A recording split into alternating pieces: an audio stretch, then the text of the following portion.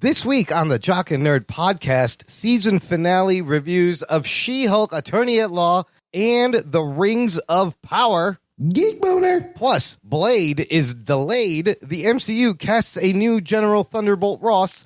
The Rock flexing his muscle over at DC Films. Reactions to the latest episodes of Andor, House of the Dragon, and more, all in this edition of the Jock and Nerd Weekly for Monday, October 17th, 2022. Hey, it's Michael Rosenbaum, and you are listening to the Jock and Nerd podcast. Why? Because you, my friend, need to keep up with all the latest superhero and comic book TV and movie news. And nobody brings it like these guys do. Check them out. Check. Check one. All right. This is for all you fans out there.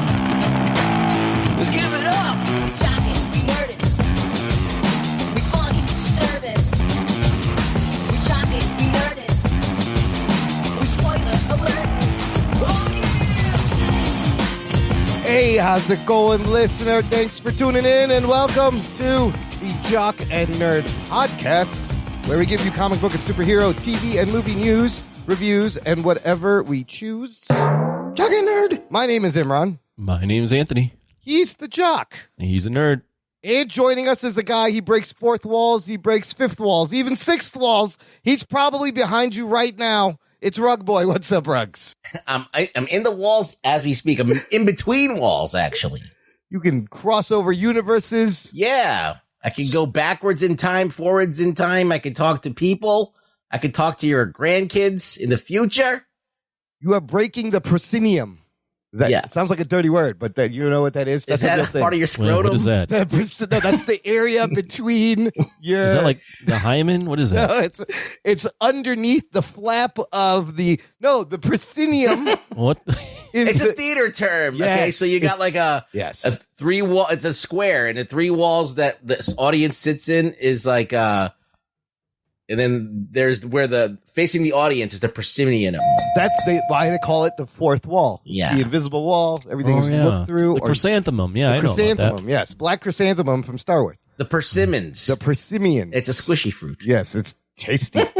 Anyways, we're all here behind the third wall. They keep me behind many padded walls for good reason. Anthony knows this. Do you want me to do the acronym? Oh, yes. Okay. We'll just do this now because I thought that's what you were alluding to. Before we started recording, I was going to do this in the She-Hulk segment, but it's too funny. Anthony came up with an amazing acronym for my name off the top of his head, and it's dead on the nose. What does Imran stand for, Anthony? Idiotic man rallying around nothing. Oh, shit. Nailed it. I mean... Come on. And he just spit that out. I was like, what does it stand for? It was amazing. That's good. So, yeah, that's what that's would your the name Imran computer look like? The Imran robot look like? It'd be like a spotted cow robot. No, it would drop down from the ceiling, and the wires would be, hanging from the bottom, but they'd be all white. The wires would be hanging all around. It's black with white wires. Yeah. There is a toy out there. Someone on my other podcast, Dance and Joy podcast, one of our listeners commented that I sound like the voice of this trivia robot toy called 2XL, and he sent me a video, and it's like a trivia bot.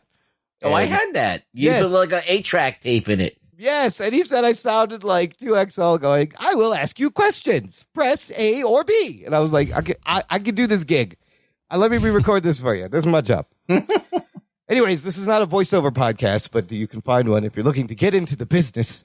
Oh, I'll go to check that out. Yeah, it's a good business. We got a lot of things to review and some quick news. Let's get into it, fellas. The Jock and Nerd podcast. This was something I think we all saw coming and finally became official and sent waves down Marvel's release schedule of movies from The Hollywood Reporter. In the wake of parting ways with director Bassam Tariq 2 weeks ago, the studio is pressing pause on Blade, the vampire adventure thriller that is set to star Oscar winner Mahershala Ali. Marvel is temporarily shutting down production-related activities in Atlanta, where the project was to have shot starting in November while it conducts a search for a filmmaker. and further develops the feature. So they are looking to start production in 2023. They have pushed the release date of Blade from November 3rd, 2023 to September 6th, 2024. Maybe it makes sense. I mean, you don't have a director. How do you start shooting a movie? You have to kind of stop production. Yes, and you need another year. So now we have like almost 2-year buffer to work on this. But wow, the comment on this here. I think you should go announce what it affected. Okay, so then domino effect, of course, of the schedule of Marvel movies, which are meticulously planned because everything is connected from the shows. Blade moves. Deadpool 3 moves from that September 6, 2024 date. Oh, I have different numbers here. Hold on. What do you mean? Blade, it says, so the Hollywood Reporter says Blade November to September, but this article says Blade moved from November to June 9th, 2024. No. What article is that? That's from comicbookmovie.com. So no, I think that's wrong. Okay. So Deadpool moves from September 6, 2024 to November 8, 2024. Not a big pushback. 2 months. 2 months. Here's a big one. Fantastic Four moves from November 8, 2024 to February 14th, 2025. That's not the biggest one. That's a few more. That's like what, 4 months? The next one is the biggest one. Oh, the next one is the biggest one. We were excited that we were getting 2 Avengers movies in the same year within 6 months of each other. Well, not anymore. Avengers Secret War is moved from November 7th, 2025 to May 1st, 2026 into next spring. So phase 6 has been extended by about 6 months and there's still empty slots. That's 4 years from now. Right. That's crazy. Did I do that math right? You did. Sure. It's 2 plus 4 equals right. About 4, yeah. Yeah. Okay, so that is the big shake up there. Let's go back to Blade. Does Mahershala Ali walk, or is he going to stick around for this horse shit? Apparently, they're giving him a lot of creative control, like on the script. By the time this movie comes out, he's going to be like retiring from acting. It's like, who knows? If they're going to push it back even more, if they don't find somebody, or if they don't gel, or you don't even know what could happen. There's a lot of what is in the air. Yeah, it's interesting to me. I mean, it's crazy how one domino falls and everything shifts like this. Yeah. Given the interconnected universe, but just makes you go like, how the hell did they not get this right? Like, how did they have all this time in between? I'm not surprised. I mean, Marvel's been dropping the ball big time. Well, the thing is, they announced Mahershala Ali as Blade in 2019. I know. That's a long time ago. How do you not have a script? How do you not have it this shit in order? And Blade's a big deal. You got Mahershala Ali, who's our Academy Award winning actor. Just seems kind of crazy. I could get into it once we start talking about She-Hulk, but the two are tied together. There's a common thread here. That's interesting you say that. I think it's a little corporate shenanigans. I think Kevin Feige and Mahershala Ali had one idea of what they wanted, and possibly Bassam Tariq and the writers had a different one, and they couldn't play ball. They couldn't toe the company line, so they're going to walk. Yeah. Something like that. That's what I think. I just think that Kevin Feige is folding to a lot of people now.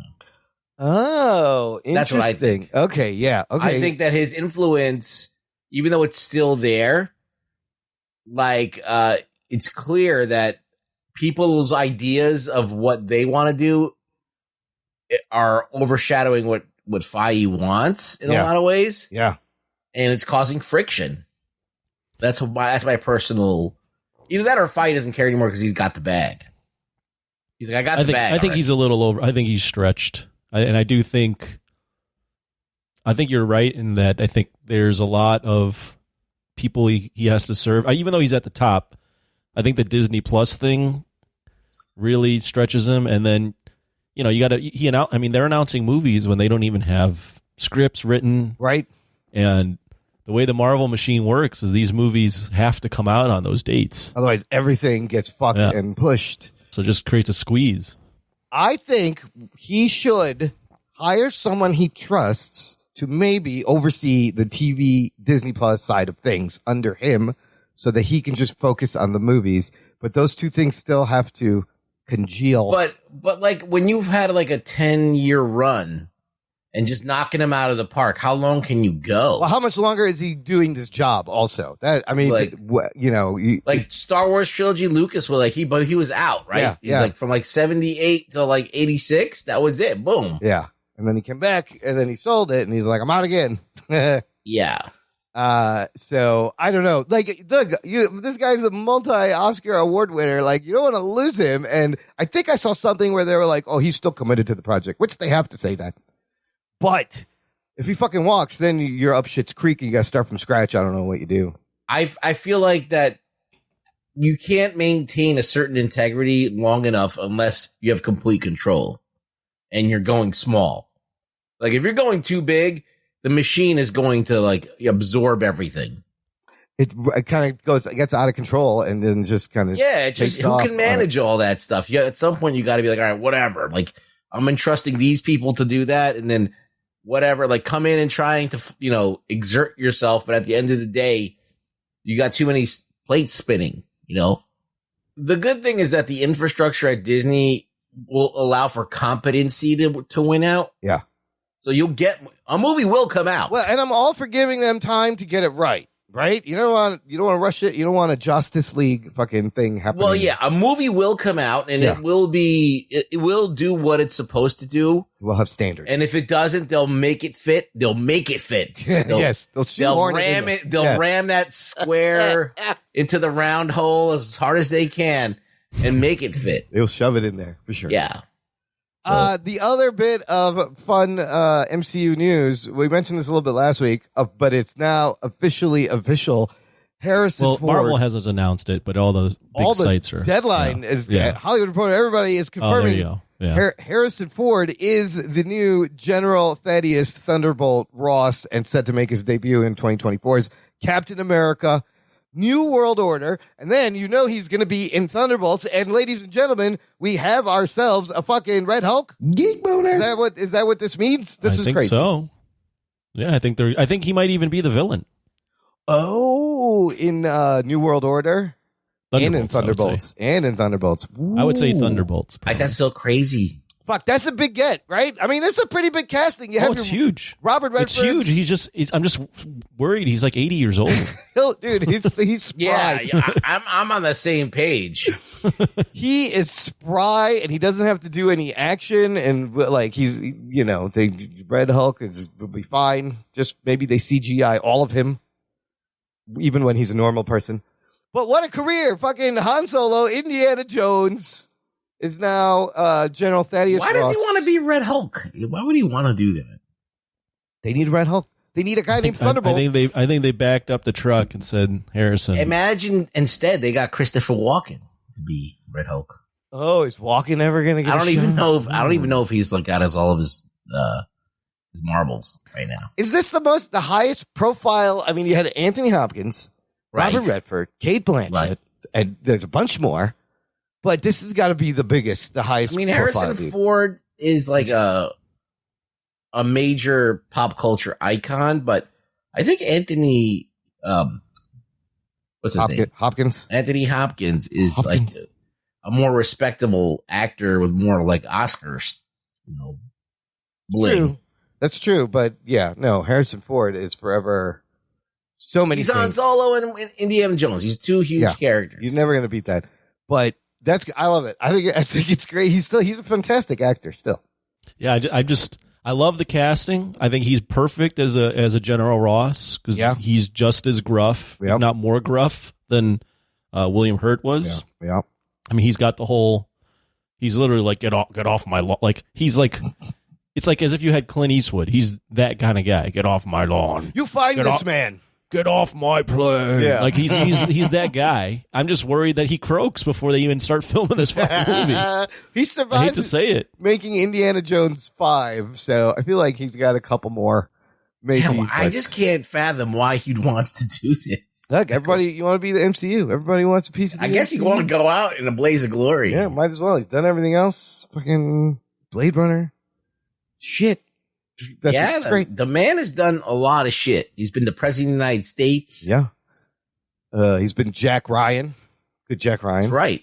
Okay, so meanwhile, over at DC Warner Brothers, Anthony just shared this pretty in-depth article from the Hollywood Reporter, just posted, titled DC at a Turning Point, James Gunn pitches secret movie, Dwayne Johnson flexes his Superman power.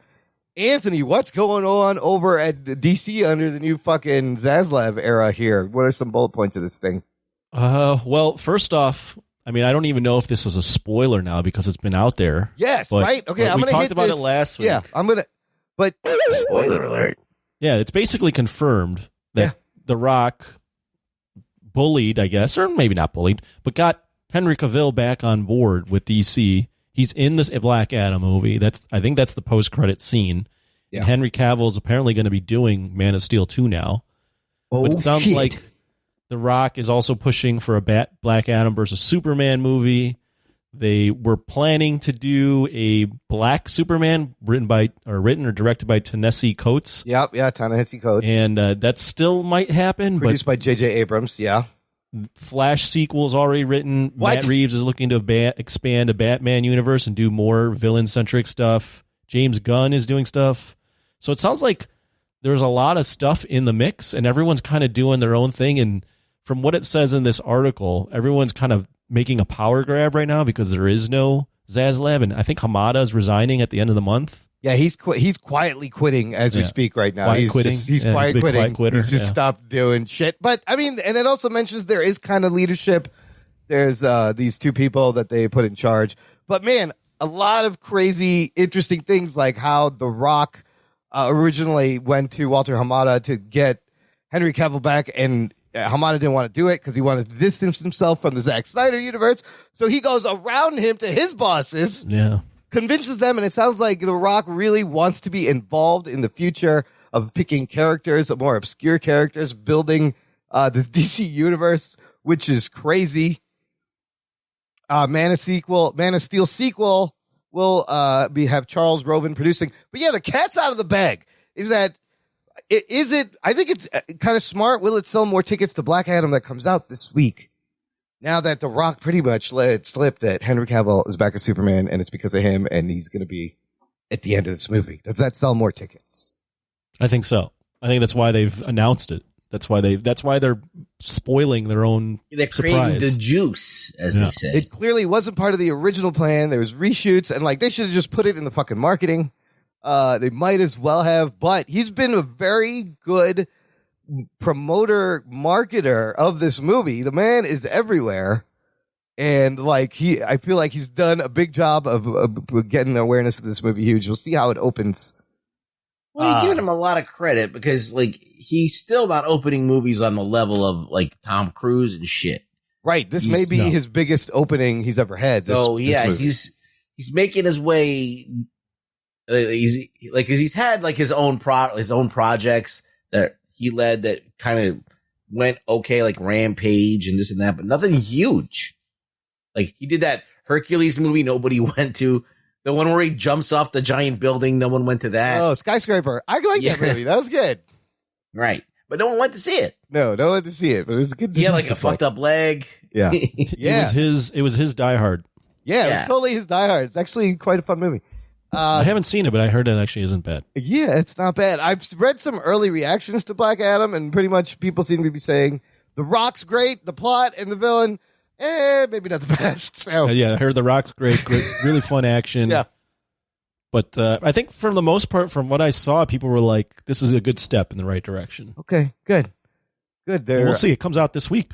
But like, look at this, that you kind of see this plan. You have, Wait, what plan? well, just not the plan, but the pool of talent. You have, Every pool of talent's doing their own thing. They're doing their own thing. You got Matt Reeves wanting to expand Batman, working on the sequel. He's going to bring out the obscure villains. James Gunn, he's got to finish Peacemaker season 2, and then he wants to do a lot more stuff. And, and then bringing back Henry Cavill as Superman is a huge move. The fact that the Flash sequel is written is kind of crazy because right now, today, Ezra Miller pleaded not guilty to a felony burglary charge in Vermont where he stole booze.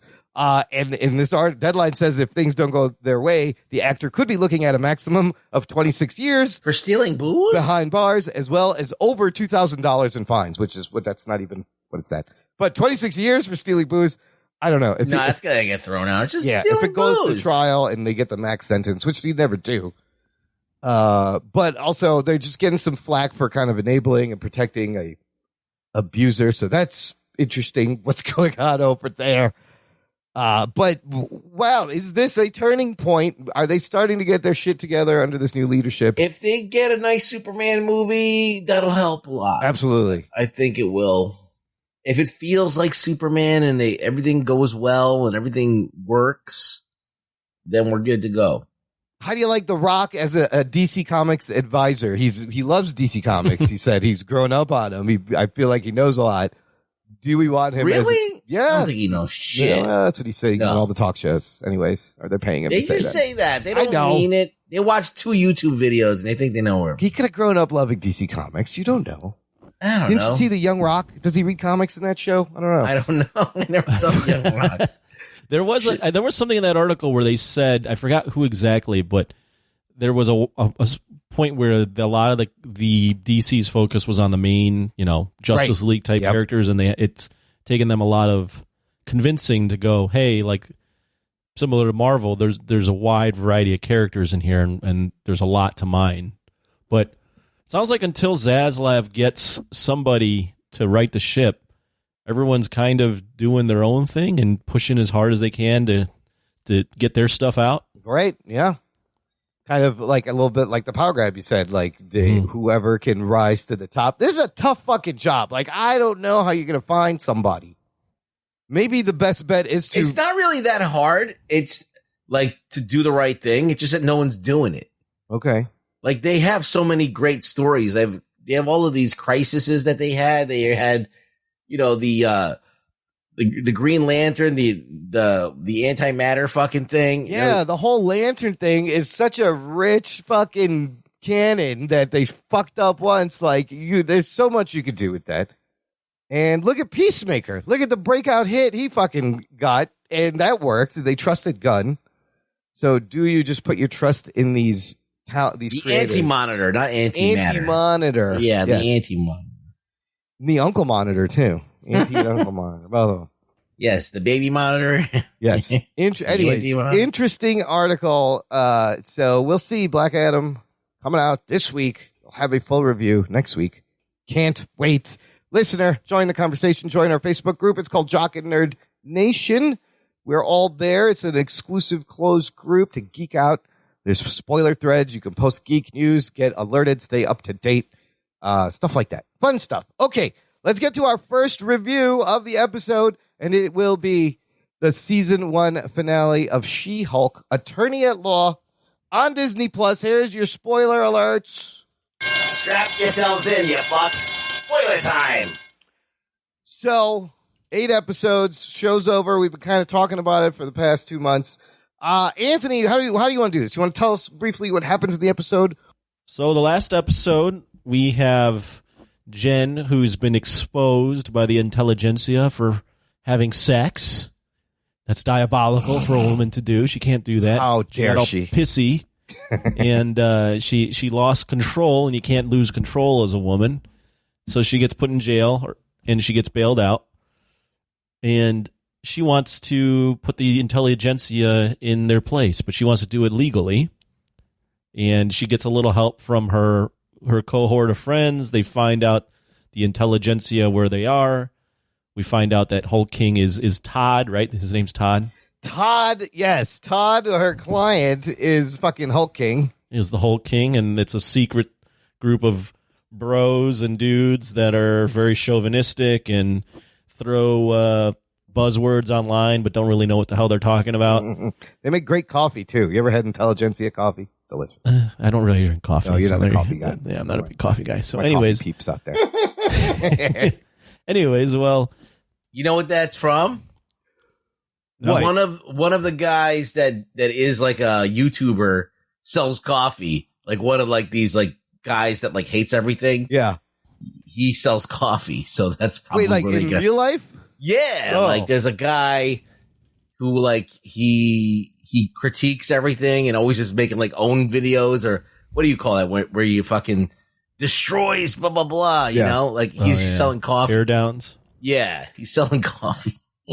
But they were a group in the comics too, Intelligentsia. So no, I'm saying I think that they're modeling is definitely going after people that actually exist. Yeah. Where was I don't know. Oh, so they are in the Todd is the Hulk King. They're getting a seminar from the Abomination. Yeah. And I don't think he knows that he's dealing with the Intelligentsia. He's just doing seminars illegally because he's not supposed to be Abomination. But Jen happens to be there because she just wanted to get away. She's disgraced. She's living with her parents.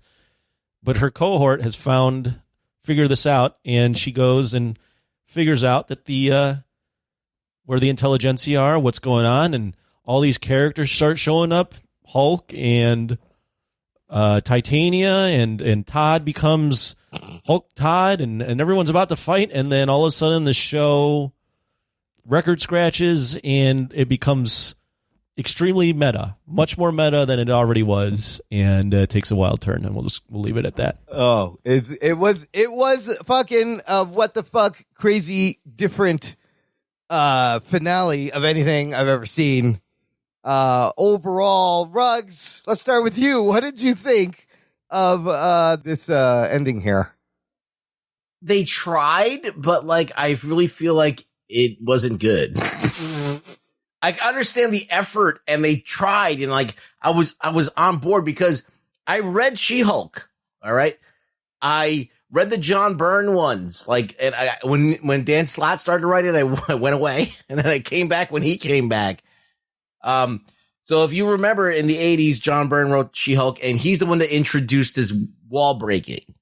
All right, and most of the time it was self-referential to John Byrne. She's like yelling at him all the time. Like you did this in Alpha Flight. We're doing this again where you're like, blah, blah, blah. They did this like scene where they walk through like white pages, like it was a snowstorm. And she's like, oh, you just did that in Alpha Flight. You're doing it in this comic. And she's like talking to him. She's ripping through the cover often, right? Like stepping right through the cover of the comic. She's like, buy my comic book or I'm going to rip up your X-Men. Like some shit like that. Like, there's a comic. One of the biggest wall breaks is that she has a comic book, and then there's an old character that also knows that they're in a comic, and they have a conversation about being in a comic book, and they just start walking around the comic book and referring to the writers and themselves and what happens and all the tropes. So they did the TV version of that. They kind of did that, but like John Byrne never attacked the reader. It was always him, the writer. Like he was the idiot. Like and the business, like She-Hulk would be in these ridiculous outfits that are like she's half naked all the time, and she knew that, oh, I have to sell this comic book. You know, like it was referential like that, but it was never like looking down at the reader like they're assholes. Yeah, did you feel talked down to here? No, I didn't, because I'm not one of those people. I get laid, so I'm not an incel. But I have sex on a regular basis. But like the point is, just got to drop that in there. Because that's what they tell you. Like the reason why you don't like the show is because you've never seen a vagina before. It's not because the show's not good in certain ways. But I think that there's something called beating a dead horse, right? When you're kind of going back to this thing, and if either it works or it doesn't. And I think sometimes it works and sometimes it doesn't. Like a lot of the points that they're trying to make, because they're not trying to make a show. Like they're not trying to make a congruent show where things make sense. They're like going after little things and making like the show is not about having a narrative that goes and is clean and tells it like an arc. They're not doing that. This is a meta show. It's a critique on the world, right? Yeah. Or on Marvel. Yeah, everything. And the fans, I guess. And women. But sometimes they really nail it, and sometimes they really are reaching. Sometimes the things just kind of don't work as far, like in the space of being fun. And sometimes they're funny. There's some funny lines in it. So like it's a mixed bag for me. Like I didn't hate it. I don't hate this show. I just sometimes don't get when they do the fourth wall break and she goes into the studio and she yells at the writers. Yeah. Like there's not really a real big like they're supposed to be the people and they're writing it bad on purpose. Like, I don't get it. Like, you know, like it was weird. It was just, it didn't really like gel for me. Okay. Like did it gel for you? Anthony, did it gel for you? I want to hear what you think. Let me jump in now. Okay, cool. So I'll say this for the finale, when they did the fourth, when she pauses and they go to the Marvel screen. Yeah, on Disney+. I was sitting there watching the finale. I went, "Oh, what the fuck is going on here?" Yes, me too. I sat up and I was going, "Wait a minute, what the fuck is happening?" So I'll give them credit in that this finale was the first time ever, and it's the only first time ever they've done this in Marvel, so it makes sense that I would react this way. I sat up in my chair and was like, okay, what the hell is happening here? It really made me go, I had to watch it twice and go try to catch everything, and it actually made me intrigued about the entire show, and it perked my interest. It's the most interesting finale they've ever done in terms of Marvel Studios shows. So I appreciated the big swing they took there. I appreciated that it was different. I appreciated there was a lot of little funny aspects. I really enjoyed when when Kevin is like, "Can you please transform into Jennifer? The VFX are very expensive." Yes. And they've already started working on stuff, and you hear the Wakanda little note there. There's a lot of little clever things they did where they were talking about shit. Now, as for the series, did it save the series for me? I don't think it did, because in one sense, it doesn't really, as Ruggs said, there's not, the whole theme of the show is Jen dealing with being She-Hulk and being Jennifer Walters and trying to figure out her identity in being both. And while that is the theme, the through line throughout the show was so meandering that it wasn't really, there wasn't a consistent plot that I was really caring about, and maybe because they did a sitcom. But if you're doing a sitcom every week and it's not funny all the time, then it's like, this is just not good. The thing that's weird is because, okay, you're doing a comedy, cool, like do a comedy, comment on society, comment on, nerds who watch the show that, getting mad and all that other, do it. Absolutely. But don't start like putting in stuff from Shang-Chi and then not explaining it. Don't introduce a new character like Scar and like just like as a throwaway. Yeah, that was weird. That was like weird. It just seems like it's affecting the Marvel universe at large, but they're just being so like, who the fuck gives a shit about it, that you're like, okay, well, I guess we don't know why Abomination had to go and fight in a fucking ring for no apparent. We're never gonna know the answer to that. Like, why did Wong get him out? They just cut away. We don't want to deal with that. That's not important. Look over here. They got a racket going on. That's how they make money. I don't know. Well, so there's like, I have like conflicting thoughts too on, I appreciated the finale in terms of them acknowledging the discourse around Marvel, where it was like, oh, these endings always happen to be like this. Yeah, love that. And, we always have to throw in all these things. Like, I liked that they were going, okay, we've kind of sucked at these endings. So I appreciated that. But then the ending she chooses makes sense. But when it plays out on screen, it's just like, oh, they're going to jail. And she just she waves a magic wand and she's like, oh, they're gone. They're going to jail. And it wasn't like that when they went back into the 616 universe. Yeah. It just resolved because she said it resolved. It didn't play out in a way that was interesting, other than that fourth wall break. If that fourth wall break wasn't the crescendo for you, then you felt like kind of like dissatisfied, because what they wanted you to think is that this fourth wall break where she acknowledges Kevin, and it's a computer, and she takes control over her own storyline. Oh my God. And gets the ending that she wants. That's supposed to be your ending. Everything else doesn't matter. But to a lot of people, what happened did matter, or the fact that it was resolved, like kind of like a plot point, like that you just, all right, let's just finish this episode. It did, I think, weakened it. It cut it off at the knees a little bit. But I don't know. Some people said that fourth wall break was enough for them. And I'm like, okay, cool, whatever. But like, I felt like you're introducing all this stuff and you're not tying it up and you don't care. And I was supposed to just care about this character, but this character's not likable enough, in my opinion, or well-rounded enough, or even the writers, they were switching episodes around. So like, even the order of everything didn't really work well, and the motivations were weird. So it was hard for me to like be satisfied at that point, just because they did something like that they did in 1980, whatever, in the comic books. Like that wasn't enough for me. Well, Jessica Gao, who wrote the show, has been on record as saying the episodes, the orders got switched. Faihi was really like, she fought a lot with Faihi about stuff. And, he absolutely, they had a decent relationship. She said that she was able to bully him on stuff, but like, she definitely was open about how things kind of played out and working with Marvel. And it seemed like the show was kind of addressing that. Sean Chandler, who I follow on YouTube, had a good point that kind of encompassed what I felt about the show, in that the show was really, it was obviously a meta show, and it crescendos in a meta way.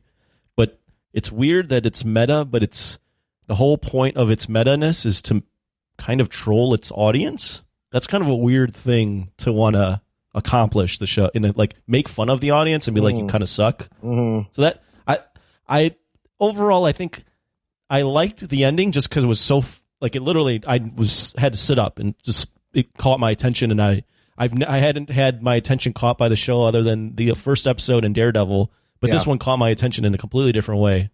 So I liked the ending, but as a puzzle piece with the whole puzzle of the show, I still don't think it completes the puzzle of the show. I think it just makes the show really messy. So yeah, I will say though, her CGI in the last episode was fucking fantastic. That's the best better. CGI they've done for the show. I think it's clear. I watched this video today by Brown Table. When Marvel, I think this ending was super planned out, this particular episode. So when they have episodes where they've planned out the ending, or planned out the CGI, it's great.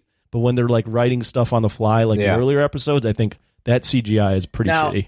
Now, I'm going to throw a conspiracy out there that sounds really fucking crazy. Okay. But I feel like, you ever see the movie Wag the Dog? Yeah, with Dustin Hoffman. You know what wagging the dog is, right? Where the media kind of starts. The media actually guides you into that place. To the narrative of a war or whatever. How they had this narrative that everybody was going to hate this show. And then all of a sudden, everybody hated this show. And this meta ending is so perfect because everybody hated it the exact way that we wanted them to hate it. And we get to comment on them now because we get to own them. So I feel like that, as not a conspiracy theory, I know that it happens. Wagging the dog does happen. So it's just interesting if you want to throw that theory out there, just to put it out there. Like, do you think that there were people like kind of like fanning the flames of this stuff and, amplifying things to kind of get this meta thing to work better? I don't know. But it is interesting how the commentary was just so spot on. Like the comments, these things were just... They use like real YouTube comments in parts, I believe. Like right, but before the show even was written, like 2 months, 3 years ago. How is that possible? I don't know. Well, I was listening to a podcast where they were kind of praising the genius of the show, and that they said they kind of predicted what the discourse was and were writing with that in mind. Like they already kind of knew where it was going. You don't think that anybody pushed that stuff out there? It's possible, right? To hit it on the head. I mean, there were times during the show where I'm like, how are they writing the show the day before? Because they're literally commenting on the discourse around the show. Yeah. Some of it may have been fed. I mean, there was that line when they're at the Intelligentsia and the guy's like, oh, like Lady Thor, I hate whatever, I hate her. And he's like, but I don't hate her because she's a woman. I would feel the same way if she was a man. And it's like, oh my God, they think that's exactly the discourse I like the other around dude these goes, movies.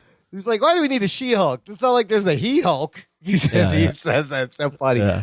But nobody was saying that. Like, people who read comics have known of She-Hulk forever. It's like, I don't know. It's like, who are these people that they're, I don't know. It's just I mean, weird. they're having fun. Like if you're like Imran and you're like in your 40s and you've read comics your whole life, are you surprised that there's a She-Hulk? Do you have like an opinion on She-Hulk? No, but That's what I'm saying. It's ridiculous. I thought it was. So I feel like it's like none of this is real. No, it's Like, a TV show. Like, yeah, of course there's a She-Hulk. There's a fucking Batgirl. There's everything. The Spider-Woman. There's there's always been a female version of it.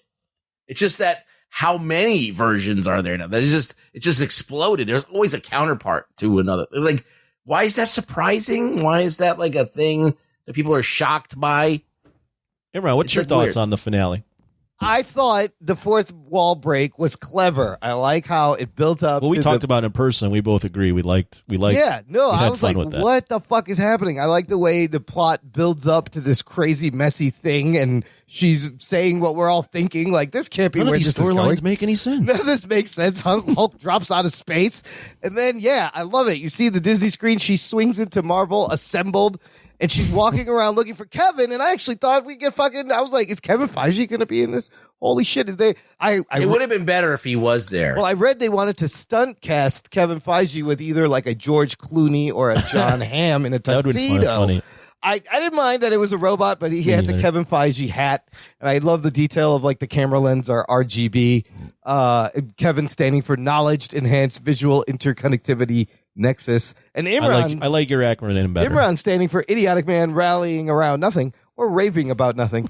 All of Raving. those That's a better one. Yeah. Yeah. But I thought it was clever that she's making this commentary on how all this shit ends the same, and she tells them, "My stakes are this. Let's do all of this." It is weird that she goes back and everything is resolved neatly in a nice little package, but that's a sitcom. That's what sitcoms do. But the Hulk popping in and being like, "Here's my son, Scar from Sakaar, who's That was weird. Got a ridiculous haircut." I was like, "Wow, you were just shoehorning some shit in there." That was weird because was that necessary? Because they say they make mention that there was something with the Hulk, and she's like, "Save that for the movie." Yeah, he's like, "No, we don't need to do that. Just save it for the movie." He's And like, then they'd still do it. Yeah, and they actually did it. Because I think Scar is going to be. Sorry to interrupt, Imran, but I think Scar is going to be an important part of Hulk moving forward. Yeah. So to introduce him in this show is a really odd choice. Almost like a throwaway at the end. There was a couple of good lines where she's like, "And when are we getting the X-Men?" And she looks at the camera. Yeah. The other line I love, she goes, "Yes, we do. Bruce smashes buildings. I smash fourth wall and bad endings. And sometimes Matt Murdock." And she winks at the camera. I was like, that's great. So she's like, "Look, Todd, get rid of Todd doesn't need the blood. Emil should be held accountable. Daredevil returning would be nice." And then all that stuff just kind of happens. And make it happen in the daytime instead of night. Yeah. Oh, yes. Why is this at night? Make it happen in the daytime. And everything gets resolved. And I feel like we got to hang out with Jen Walters. Like, Tatiana Maslany is great. I do think you get a good feel of who she is and, what she's like. You I think she's the best part of the show. Yeah, she's I feel like that she really put herself, her skills to the test here. Like, she really, in every single scene that she was in, and even as She-Hulk, she came through. Her chemistry with Charlie Cox is great. I mean, on Orphan Black, she has amazing chemistry with herself playing clones. Like, that's not easy. And I had no doubt that she pulled. So I like this Jen Walters. I love, love, love the recreation, the faithful recreation of the 80s Hulk, Lou Ferrigno. That was cute. That was great TV show in the beginning. Yeah, that was kind of fun. And it was neat because you got to see, remember before the show started, they're like, "Could you just cast a large green woman?" You kind of got to see what that would look like. Yeah, I mean, they were just they were being cartoonish at that point. Yeah, but they had her in the same gamma machine and flipping the car, and the split screen. It was dead on. And then the girl, the painted gigantic woman taking her spot. Yes, Lou Ferrigno style. Yeah, flipping the car. Yeah. Oh my God, that was fucking great. I'd love and that. And the show. awkward standing on the steps. Yes, just standing there looking, dude. They knew. As I said before, they knew this was the ending because all of that stuff was super. The CGI was super well rendered. That recreation was super well done. They knew where they were going. I don't think they knew how to get there, but they knew where they were going. A lot of these shots, if you noticed, were in the original trailer that came out for the show. Right. From this last episode. So clearly, yes, when you can plan it, you have enough time for CGI. I thought it was solidly written. Does it save the whole show? I don't know about that. The middle Did you of like it. this show? Did you like it? Like, would you like recommend it to people? Overall, I told my sister to watch the show because look, I was like, it's very. Did she like it?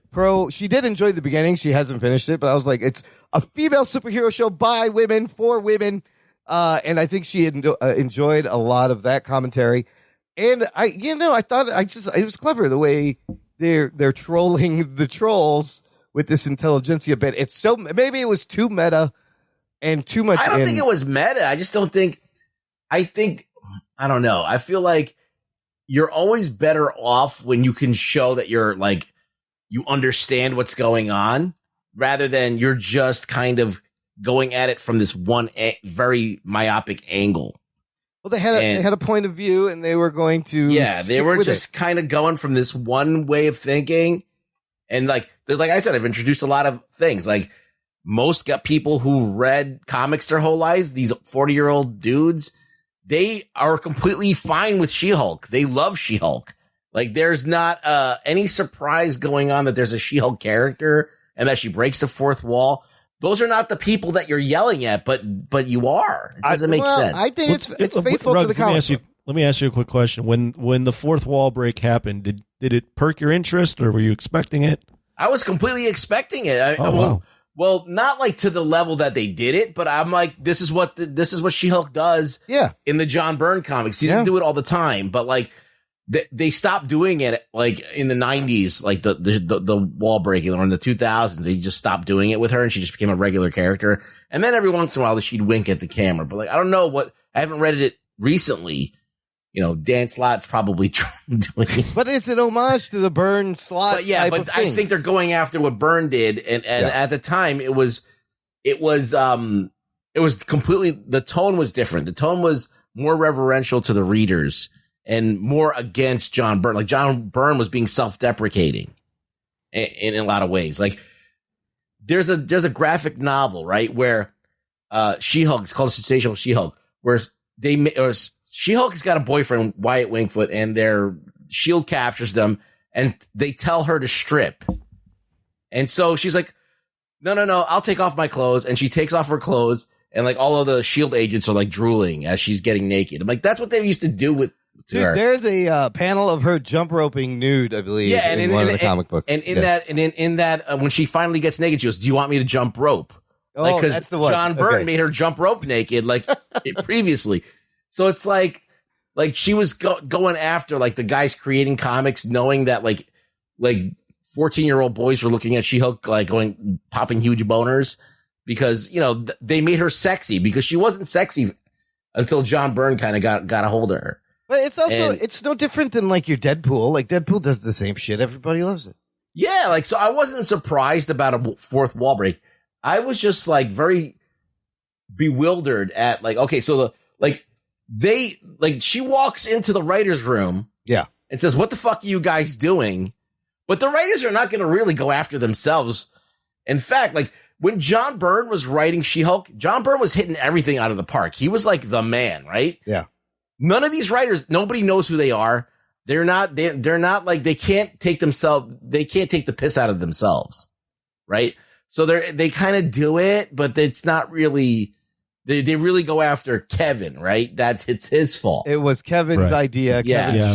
Not her show. So it's it's Fei's fault that everything sucks, not the people who are writing the show. Well, there was a funny line though where Kevin, acronym Kevin, goes, something along the line of every project we make is near perfect, but some are better than others. We let the internet decide. Yeah. I love that whole aspect where they're like self-aware of their movies. How the endings are, and I did enjoy that CGI thing, that little line which I mentioned earlier about you're it's very expensive and they've already moved on. Yeah. So they're I mean, it's the whole VFX thing community really hates Marvel. So for them to acknowledge it, I don't know if that's the best. I don't know if that makes the VFX community happier that they acknowledged it, but they did. Now, if I invite you to my house for like a 6-course meal, and then as I'm serving you the 6-course meal and as it's almost done, I tell you that it was all frozen and I freaking microwaved it wrong and I put the wrong seasoning on it, This whatever. is instant coffee. Get out of here. Yeah, like, does that make the Thank dinner God. better or no? That I'm aware that it sucked while I was giving it to you. I don't know. It's just weird. It's like, okay, well, he knows it sucks. Like, you give me that much credit, but I'd rather have a good dinner. You know, I don't know. And then, post-credit scene, Wong shows up, busts Emil out again, takes him to Kamertage where they have decent Wi-Fi. Well, prior to that, we did mention Hulk and Scar, and it looks like Matt Murdock does show up. He's at a family barbecue. Yeah, he's at the kind of barbecue. flirty. Mark Lynn Baker is giving me Larry Appleton vibes in all his line readings as her father. It was great. They're so cute together. So it's going to be interesting to see where that goes. But yeah, the Scar thing was like, what? Oh my God. Why does his hair look like that? What happened? Did Stan Lee from Ragnarok give him this haircut? What is happening? The Scar thing was, I went, what the hell? This finale is just insane. So on that note, it did surprise me. It did do. It got different people things. talking, right? It got I don't people think, talking. I think this discourse around the show was, and some people really liked it. There was it was very angry, right? Some people really liked it. Some people didn't like it. Then there were people that wanted to take it down. This finale, I saw a lot of discourse around. I don't know if everyone liked it, but at least for me, as mentioned earlier, inevitably, I mean, they rewrote the book on how they can even do finales with this because it wasn't anything they'd even gotten close to doing. It was different. It was way different. I don't even know if it almost feels as if She-Hulk is in its own pocket now because there's no way you do that and then go to your Black Panther and there's no way Black Panther is talking to Kevin Feige. Like that just doesn't. She's its own thing. She's the only one who. I mean, I guess it's the only. I guess they're building to potentially with Daredevil, him doing that. Not Daredevil, excuse me, Deadpool. But so, She-Hulk was the first that actually did that before Deadpool. It sounds like there'll be a season 2, maybe. So let's talk about Deadpool. Yeah. When Deadpool breaks the fourth wall, what's he really commenting on? I think he's just looking to make a joke. He's making jokes. He's giving you exposition. He's just pointing out obvious things. Yeah. Obvious things that we all kind of know, whatever. Superhero landing, that's painful, shit like that. Yeah. So I think it's a different kind of breaking the fourth wall. But I like when she did it. It was kind of like you were hanging out with her and you're there and you're like buddies. And, a lot of times she says what you're thinking. So apparently that was the real, all that stuff was filmed on the real spot. Oh, that's the real Disney set. So that's the real Kevin's office. I don't know if that's Kevin's office. I don't think it's Kevin's office, but that was the real, those were a lot of the real writers. I think Jessica Gao is in she's probably in there. Yeah. Yeah. That's the real NDA, all that shit. The NDA thing was funny because I saw some Marvel employees commenting on how true that part of the show was like, yeah, they make everyone sign an NDA even if you're just walking in for nothing. Yeah. So it's self-aware and self-deprecating. I don't know. It's fun. It's fun. We're going to give us our final thoughts. I want you to rank it and rate it. Before we do that, listener, check out our TeePublic shop. I'm going to let you know we got t-shirts, hoodies, merch, cell phone cases, mugs with the Jock and Nerd logo with Ruck Boy's face on it. All at jockandnerd.com/shop. Get your swag today. Okay, Anthony, overall thoughts on the season. Give me a number and try to rank it amongst I'm counting 8 shows on Disney Plus. There is also auxiliary I Am Groot and Werewolf by Night, but I feel like those are their own things. Those are way a little too different. Yeah, it's not like a series. We have an 8-episode sitcom here. Yeah, I Am Groot's a bunch of 3-minute shorts, and Werewolf by Night's a 50-minute special. It's tough to rank it with these. So I'll do it this way. The finale, because it got people talking and it perked me up, 8 out of 10. Oh shit! Okay. The season as a whole, 5.5 out of 10. Oh shit! There were maybe 3 episodes I really liked. The rest, just it wasn't. As I've said, if you're going to do a sitcom and most of it's not that funny, it's just tough for me to really get into it. There were moments where I laughed, but the whole season revolves around being meta on a sitcom and some of the stuff we discussed. So as far as where I rank it, I'm going to put it second to last. Okay. I still really, when I think about Falcon and Winter Soldier, I think that's a really disappointing show with a really kind of shitty finale. Whereas this one is also somewhat of a disappointing show, but has a finale that actually went for something. And I can respect that a little more than Falcon and Winter Soldier, where Sam Wilson is preaching to the audience, telling them about that's what villains are and stuff. Yeah. I don't really know what that was going for. So, and you have Sam Walker, who's a villain throughout the entire show, all of a sudden does a face turn. That's weird. John Walker. So, yeah. She-Hulk is second to last for me, Okay. 5.5 out of 10. Okay, Ruggs, how you going to do this? I don't know. Rate it. I'm not going to rate the last episode. I'm going to rate it as a series. Yeah. I think I'm going to give it like a 5. It passes muster. It's good. There are moments where I'm like, wow, this is really good. And the last episode was kind of cool in its brazenness to do the fourth wall break and take it to that level and go to Marvel and go to Kevin. But I think that the overall story was just so terrible, and it just was so disjointed, and I didn't know what was going on. And yes, they did move episodes around. So all that stuff kind of comes into play when you're looking at the construction of the show. So that's why I gave it that 5. I didn't hate the show. I liked Tatiana Maslany. I liked aspects of like, because She-Hulk always had like the shitty characters in it. So they brought the frog guy in. Yeah. Mr. All these Immortal. lame, all the lame villains. Like she was always yelling at John Byrne because she had lame villains in her show. Leapfrog was great. Yeah. So I liked all that stuff. I think that was all cool, but yeah, it was just all right. I don't know where I'd put it. It's like, I think, a lot of these shows are bad. Oh, Jesus. And, I didn't lose interest in it as much as I lost interest in other shows, but, it's kind of like tied fourth for the one of the worst ones. I don't know. I don't even know how to put it into perspective. Like WandaVision was great. Yeah. Loki was okay. Moon Knight was okay. And all the other ones kind of are like, all right. What If is okay. But like all the other ones, like Hawkeye was lame, and Falcon Winter Soldier was lame, and Miss Marvel was all right in a couple episodes. Oh, you're making Imran cry. Don't say that. I didn't like it. A lot of the new stuff. I mean, So- that's, his Phase 4, his quality has been getting those kind of I think comments from when people. just for the audience and for you guys, if you want to listen, once Wakanda Forever comes out, I'll probably do a Patreon Phase 4 like report card where I look back at everything and go, okay, how did this really We should do perform? that on the show. We could. Why don't you do that Maybe. for Patreon? We'll do it on the show. Okay. That's a good idea. With the perspective now of you know how it was perceived by the fans too. Like, was it a hit or a miss type thing? Yeah. Okay. Because Phase 4 has been a lot of people have been disappointed. Phase 4, I think, is an interesting phase. I think they're trying a lot of different shit and seeing what sticks. Yeah, for me, I loved the first episode of She-Hulk. I loved the last 2 episodes. That's what the show should have been in the middle.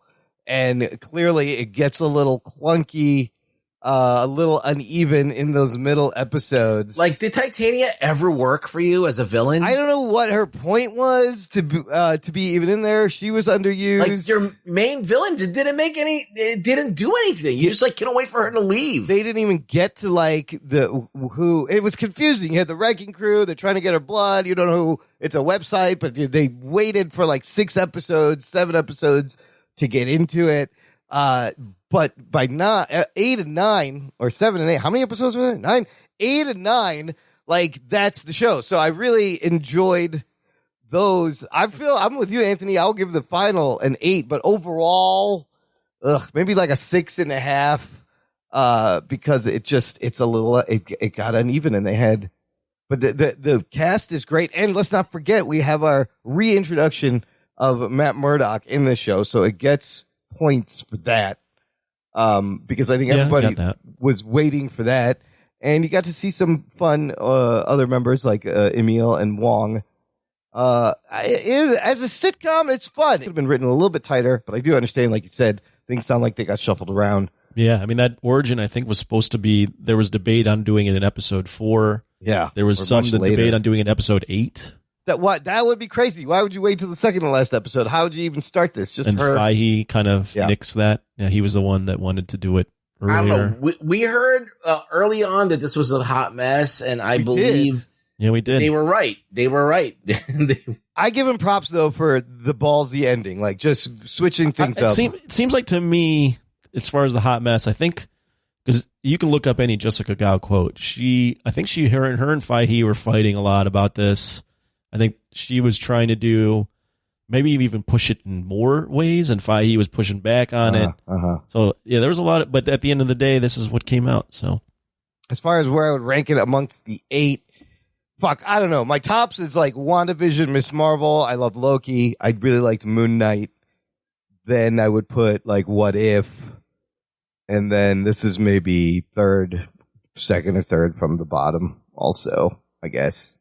Yeah, it's pretty much where I rank it in the same area. Yeah, somewhere around there. I mean, Werewolf by Night was great, and I feel like the reaction to that, we may see, there's a rumor that the Nova series is now going to be special presentation. I think we're going to see them pivot to those more for some of these things. Why not? Because I don't think it's a bad idea. Because like the wedding episode was fun, but like she had to meet Josh, and that led to something, but there was just some unstructured, some things that were just inconsequential. I think go into the special presentation format would be a smarter thing. I look at something like Moon Knight. I think that would have worked better as just a an hour and a half presentation. Yeah, maybe. I don't know if Miss Marvel. I think Miss Marvel was kind of written poorly, but like Falcon and Winter Soldier, Hawkeye, I think those all could have been hour and a half. You could have done Hawkeye as like a movie length, absolutely. Yeah. I think those all work better. I just don't think. I think as we've talked about before, I don't know that they've figured out one, their episode length and what to do with it, and two, when they are working with it, how to even structure it in a way that's not either drawing something out or then going to the finale and completely rushing everything. If you think about like these shows, the one that has like the best through line is WandaVision. Yeah. Right? It's about a person who's creating their own reality to deal with the trauma, and this is the fallout of it. Okay, it's very clean, and it was meta in a lot of ways. It went back into old shows. It was creative in its own way. So there's proof that Marvel can pull something like that off. They have the stones to do it. It's just that when it doesn't connect, unfortunately you can't help but notice it when it doesn't quite work. And if you were to say, okay, this show is about a woman who is a professional that has her life sidelined by getting the power of a Hulk, it does do that, but in a way, but it's they have to resolve it through that fourth wall break. It's funny in a way. WandaVision nailed like the modern sitcom better than the show that they wanted it to be a sitcom. The only criticism, not to make this a WandaVision critique, but the only criticism I have of WandaVision is I think the finale was pretty lackluster, and the fact that they did that meta ending that they always do. Well, they do that, and they go out of their way. The writers go out of their way to apologize for Wanda, as if she should be a sympathetic character. Oh, there's a line where Photon, what's her name? No, you don't know what she's been through. Yeah. She's like, they'll never know what you've sacrificed for them. It's like, bitch, she just had this fucking town under her spell for 2 weeks, and they couldn't do anything. She was torturing a whole town of people. She sacrificed the kids that she made up. How did they get that wrong? Oh, they wrote that so badly. Yeah. So there is a writing problem. I don't know. I think it's maybe a writing clashing with like producers problem. I don't know. It's like Marvel trying to get what they want, but at the same time, these writers trying to do what they want. I think it's, I read somewhere that when it was less projects, Fahey would be a little bit more have a lot more oversight of the writing, and we would nix things that he thought weren't right. But I think with all these projects, I don't know if he's overseeing every line that's written. He I spread feel like he's giving in too. He might be, yeah, because it's clear to me you're getting a lot of writers, and it's obvious they have a lot of writers in here. I can't imagine they're all comic book fans, so they're all kind of doing their own thing, and you lose quality control. Well, I think you nailed it right there, because I feel like if you have like someone like John Byrne, right, who wrote She-Hulk and was like in his prime of writing, like killing it, like writing and drawing She-Hulk. Here you got all of these people who have never written superheroes before or anything like it. And, that's what Marvel's doing. They're handing this stuff off to these young people thinking that they can control them. But I think in the environment that we have now, you'll get bad press if you don't do, you know what I mean? Like if you're like treat your workers bad or like you tell them no one can sit down on the set, all of a sudden that's a story, like you want to get your movie done, but people are sitting around and you're like, no chairs for anyone. And then all of a sudden you're Christopher Nolan and people are fucking reporting on you for being a fucking crazy slave driver. But no, don't want bad press. Like they don't want that. They don't need that, like a hole in the head. So they just kind of give in sometimes and just like let them, and then I love the hole in the headline. That's an old classic way to speak. I love that. Need that like a hole in the head. I need that like I need a what? Sorry. Who needs hole that? In the head? Yeah, that's amazing. I love that you just said that. Sorry. Anyways, overall, I enjoyed it. Bruce is back. She-Hulk is now in the mix. Daredevil's in. Let's move forward. I don't like the Daredevil costume in I don't daylight like either. this yellow fucking. I don't like the yellow. It looks weird. To be red. Speaking of moving forward, I mean, it looks like they did 2 teases, or it seems like potentially She-Hulk season 2. I think that's kind of where it's going, because they make the joke about we'll see in the movies. She goes, no, really? And he goes, no. He goes, no. It's like, whatever, Kevin. Oh, that's interesting. But yeah, I think it'll be another. I think they're going to do another season, but I do think she's also probably going to show up in Avengers. In the Avengers or the Secret Wars. Oh yeah, definitely. I think another major MCU character has now. Well, she was also in the Fantastic Four for a bit. Oh, that's right. In the Future Foundation. Yeah. So there's a lot of things you can do with the She-Hulk. All right, that's enough with the She-Hulk. Let's take a break here. Play some promos. We come back. We're gonna switch from Hulks to like elves and dwarves and orcs and shit right after this. After these messages, we'll be right back.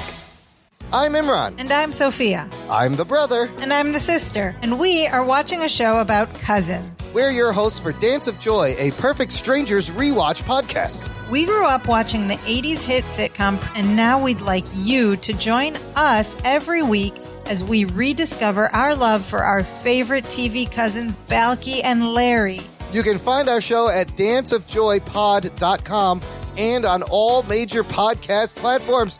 Now we are so happy, Sophia. We do the Dance of Joy. Imran, this is a podcast. They can't see us. Oh. Check out what's been going on with the Pop Culture Cosmos Show and the PCC Multiverse. I see the potential for basically like another Netflix kind of paradigm shift where here comes this other major player. They have a ton of resources. Apple could change the way that entertainment is consumed. They say it's the only time this year that you'll have stars from each brand battling each other, and we know it's not going to be the case, but they like to say that, and more power to them, I guess. Well, it's a big first step, bringing all those superheroes together. There were definitely some parts of the movie that I really enjoyed, and then there were some parts that I thought just kind of fell short of expectation. Part of it has to be something to do with how it's being promoted, and this is a thing where audiences do not agree with critics. That's the Pop Culture Cosmos Show. And the PCC Multiverse, every week on Apple Podcasts. And over a dozen of your favorite streaming and podcasting options. Jock and Nerd. Listener, if you enjoy the show, consider giving back. Join our fan club. Visit jockandnerd.com/Patreon. Jock and Nerd, where you can support the show on a monthly or annual basis, and you get fun stuff. There's a tier where you get an exclusive t-shirt. There is a bonus RSS feed with bonus content. Shows come out early. For our Patreon members, be on the lookout. And to remind you two fuckers, Black Adam instant reactions will be posted on our Patreon feed. As when are you going to see it? Thursday? I'm going to see it Thursday. What, Black Adam? Yeah. I think I'm trying to see it Friday. Okay. So, Rugs, but we're going to review it next week. we're going to review it, but before the review, you will hear our instant out-of-the-theater reaction. Always fun, just for our Patreon members. There's also Discord benefits. You can join us in our monthly hangout. This month is Thursday, October 27th, 8 p.m., which is next week. Lots of things to discuss. We could talk about Black Adam. We could talk about the House of Dragon finale. Lots of things. And there's a You Pick It tier where you can force us to watch and review any movie you want. All that fun stuff on our Patreon. Sign up now, jockandnerd.com/Patreon. Maybe I'll join. Maybe I won't. Maybe Anthony will be there. Probably not. Jock and Nerd. All right, let's get into our second TV show finale review. This time it is Lord of the Rings, The Rings of Power. First season finale. Here are your spoiler alerts. Before we get started, does anyone want to get out? Anthony spoiled! Oh, that was weird. Anthony just fucking left. Anthony's dipped. I guess he listened to Captain America. He got out. Anthony's dipped out of this one because he doesn't fuck around with elves and dwarves. Yeah, he doesn't like Lord of the Rings. Yeah, he'll be back though, listener. Don't worry for news from the nation. In the meantime, Rugs, the most expensive TV show ever produced, has finally finished its first season. We've been talking about this show for the past 8 weeks also. Right. And the finale, where do you want to start? You want to break it down? We do get a lot of reveals and stuff happens. A reveal? Is it really a reveal if you knew it since the first episode? Well, you did call one of the things. We get a reveal of okay. This is what the premise of the show is. It's like, all right, Galadriel's hunting Sauron. So does she find Sauron? That's the first story thread that they have introduced. Then they also introduce this character that falls from the sky. A stranger. You don't know who that is. Yeah. And then they introduce this evil that's kind of burrowing under the earth with orcs and stuff. And it's, this evil that's just sprung forward all of a sudden that they have to now, protect Middle Earth from. And this guy, What's that about? Adar, who seems to be leading the orcs. Right.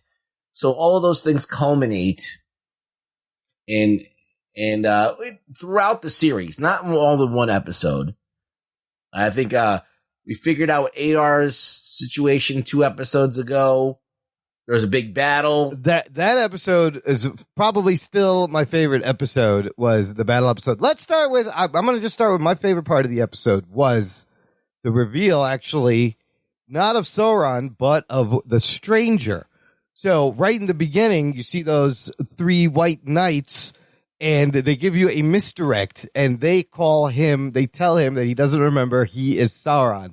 And this is right in the open, so you know he's not fucking Sauron, because they're not revealing that right in the open. We do find out that scene. What do you think of that scene? That scene where he finally, they hurt the Harfoots, they hurt Nori, Sadok dies, and he grabs her staff and turns them into butterflies and sends their spirit flying, and now he can talk and he can remember. And then they realize, the knights, you are not Sauron, you are the other, the Istar, which he tells us means wizard in their language. So is this Gandalf or another wizard? Is this too soon for him to be Gandalf? Well, you can't say, because they're not really sticking to the lore. They're going all over the place with their timings and all that stuff. Like, Gandalf doesn't come until the third age, right? But how old is Gandalf? Isn't he like hundreds of years old or some shit? Yeah, he could be reborn and stuff like that, but canonically, he's not there until the third age. No wizards are around until then. But for this show, they need him there, so they just put him in there. So this is the beginning of the wizards on the land. Right. A lot of things are done out of sequence. Anyway, the title of the show is Rings of Power, and I thought, okay, that's what the show is about. And they kind of just squeeze it in the last episode. Yes, but rings are actually made, only 3 of them. But the rings... It's out of order. Those are supposed to be made last. Oh, really? But this is tied into the other big reveal. How did the rings get made? Well, we find out that Halbrand is fucking Sauron. Oh, now, shit. You said this when we talked about like the second episode of the show. Right. Right? Because it didn't, it wouldn't be like if the guy from the sky was Sauron, that would be too obvious. You know, they made this big eye of Sauron when he landed, and I was like, oh, whoa, that's a giveaway or not. But then I think there's a moment when they're on the raft and you could look into the water and you see Sauron's silhouette. The reflection, yeah, when he goes back into her memories to talk to her, and he's her brother at one point. Yeah, so it's definitely a giveaway. It's interesting. I saw some Easter eggs on that the speech that he gives Galadriel is the speech she kind of eventually gives Frodo when Frodo asks her to take the ring. Like, it's kind of the same thing, which that was kind of cool connection. But here's the thing about Halbrand. This is the dude that found her in the water on a raft and we thought was a metallurgist. They have sexual chemistry. They're into each other. He kind of encourages that dude Celebrimbor to make these rings. He tricks the elves into making Celebrimbor making these rings. You know, Adar told Galadriel that he did kill Sauron. So does this mean like his essence was reborn into this guy? He's a shapeshifter. He's just like those knights, those 3 white knights were, right? They were doing, that was kind of cool, Yeah. the shapeshifting. Here's my question. Galadriel's been hunting Sauron this whole time. He has been beside her this whole time. Does this make her look like a dummy? Yes. Ultimately, yes. How did she not sense that this is the fucking guy? Well, she saved his fucking life. According to the lore, he's a shapeshifter and he does kind of hang out with the elves and kind of unseen, but the fact that they made Galadriel like the hunter of Sauron, it makes it worse. If she was just not hunting for him in the first place, it would be way better because it does make her look like an idiot. Like that she's looking everywhere for Sauron and she's been with him the whole time and never questioned it. I do like how he thinks he's like trying to save Middle Earth and everybody in his own way. Again, but they don't make that clear why. Yeah. They don't at all. So Adar had a couple of thoughts on what the hell was going on with Middle Earth and why he wanted to. He's got his own people that he's trying to let them have their time. He's got the orc. Yeah, and Mordor is now a place in a thing. And you see that shot of him heading to Mordor at the end. Overall, yes. Do you find that this has memorable characters and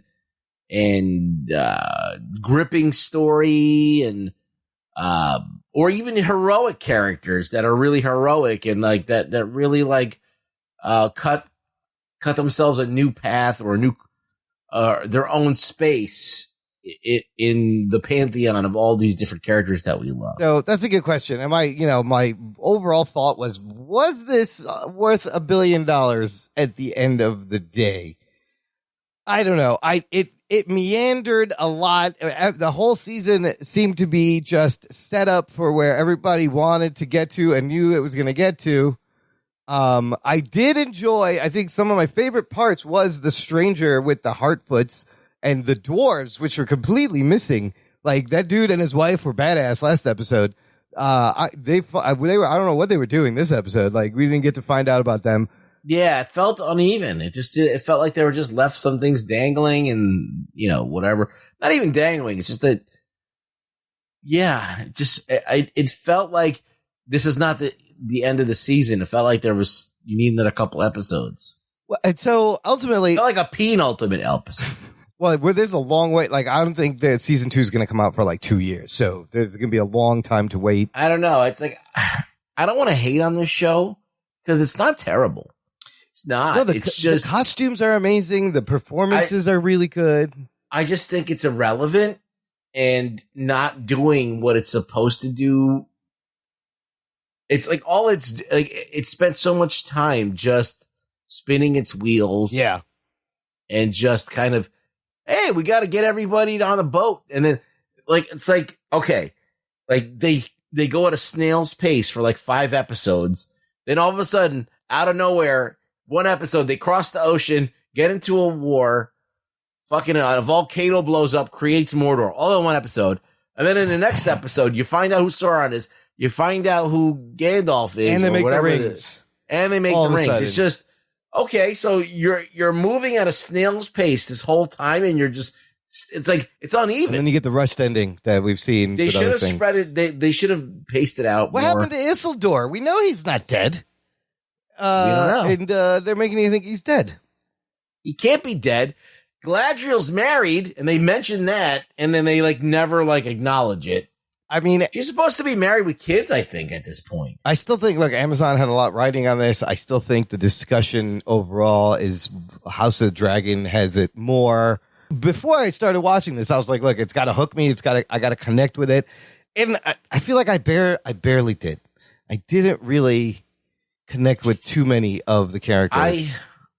I watch it because I really love, the Lord of the Rings, and I like fantasy. So that's my type of shit. Yeah. And I like big budget shows that like spend money on fucking shit. But we've already had like 4 or 5 big dragon sequences in Game of Thrones. Yeah. And we literally have like nothing going on in this. Like other than like environments and like orcs. I don't know. Yeah, where were all the creatures? Some wolves we had. Oh, there were wolves. And then, he blasted them away. Yeah. That's about it. So like in terms of like money, yeah, we had like Numenor is fantastic to look at. It's a marvel. The underground mines from the dwarves is fucking incredible. The elvish, the elf lands are good, and the sets are good. But so you can't just watch a show because it looks good. But that was one of the reasons I watched it, is because it looks great. I've seen a lot of people say the original Peter Jackson movies had a little more like heart and character in them, and a little more like hero making. But look at it. It's like, okay, The Lord of the Rings, the whole story revolves around this little fucking hobbit that is so pure that he can hold the ring, and while it corrupts him slowly. And he's got to take it to this place, and to avoid getting killed, he needs a fucking team of people to help keep him alive so he can just do this one thing. Take this ring that no one else can hold, otherwise they'll turn fucking evil, and bring it to Mount Doom to be melted. And that's a simple story. There's no like reveals. Is there big reveals in Lord of the Rings? Not really. There's like in the Two Towers, there's like a little bit of intrigue here and there, but like for the most part, that's the direct through line. And he's not like he can do everything awesome hero. He's not like this unstoppable, knows how to do everything. He's not like this kind of perfect character. He's weak. He's pure of heart, and he's naive, and he trusts people. He trusts Gollum. Okay. Right. So like you have this one, the main character is like this character that you feel protective of.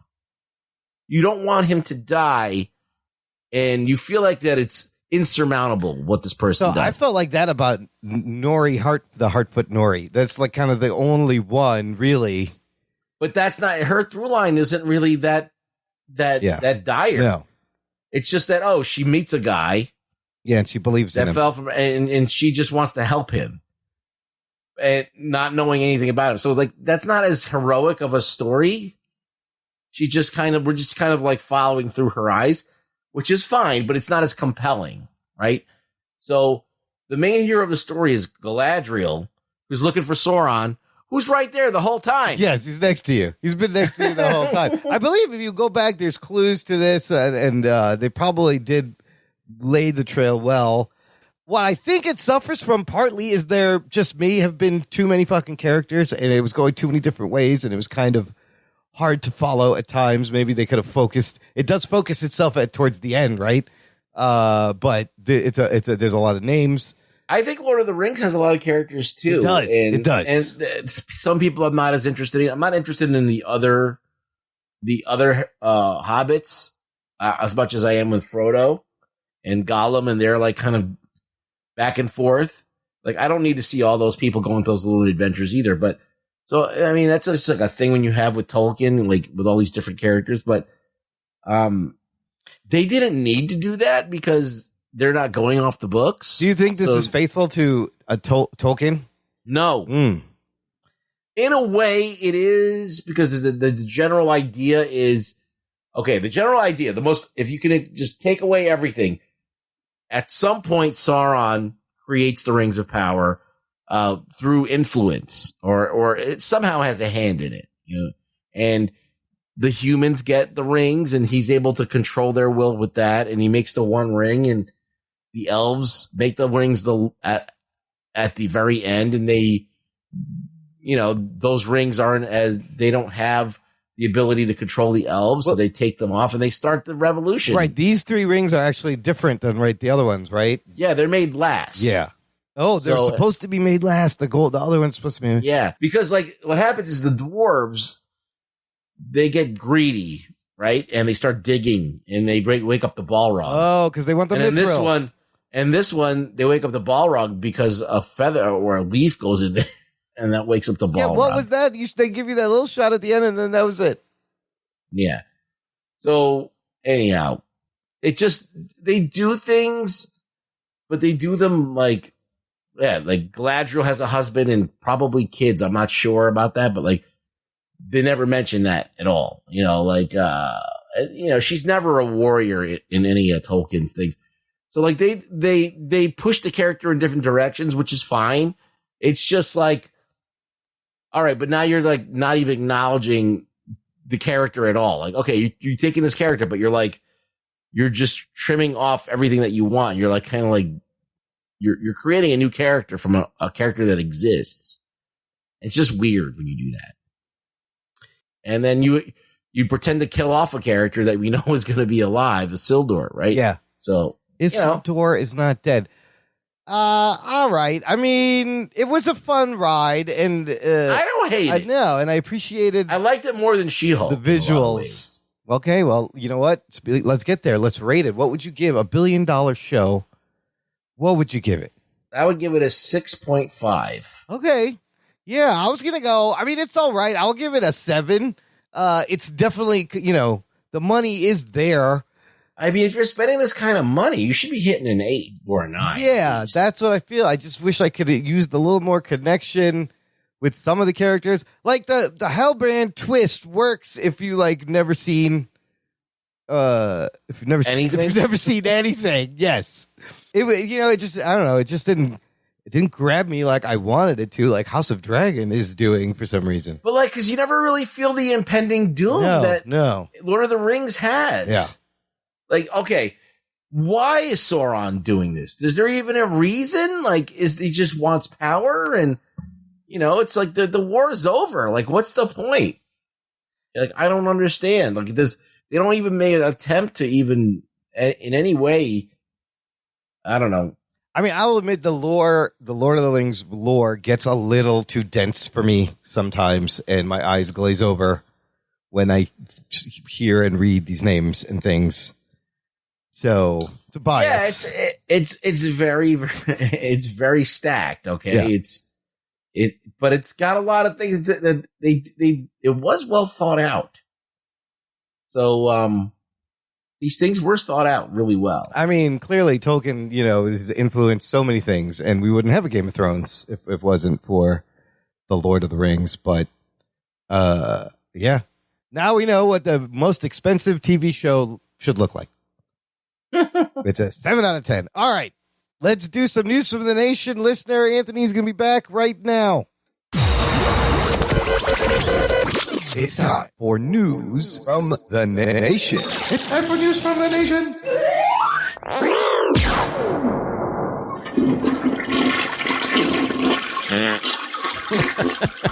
It stinks. It stinks. It stinks. Short and sweet. Okay, shifting back to She-Hulk, I got a couple of comments from our listeners about the She-Hulk finale.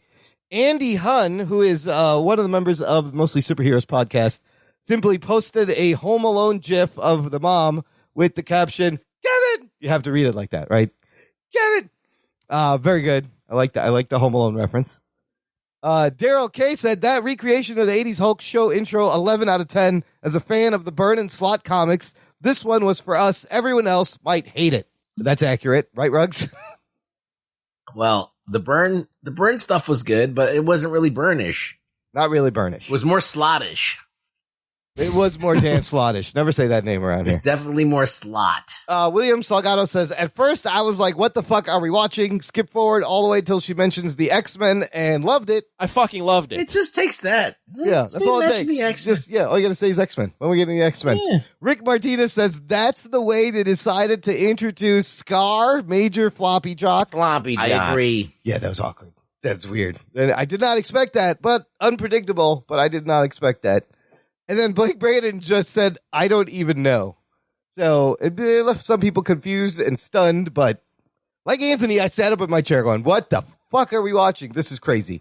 You have my attention. And then people started posting their rankings of the Marvel TV Plus shows. I'm not going to read all the rankings, but I will mention that out of 8, She-Hulk falls around 5 or 6 or 5. So it's nobody's favorite.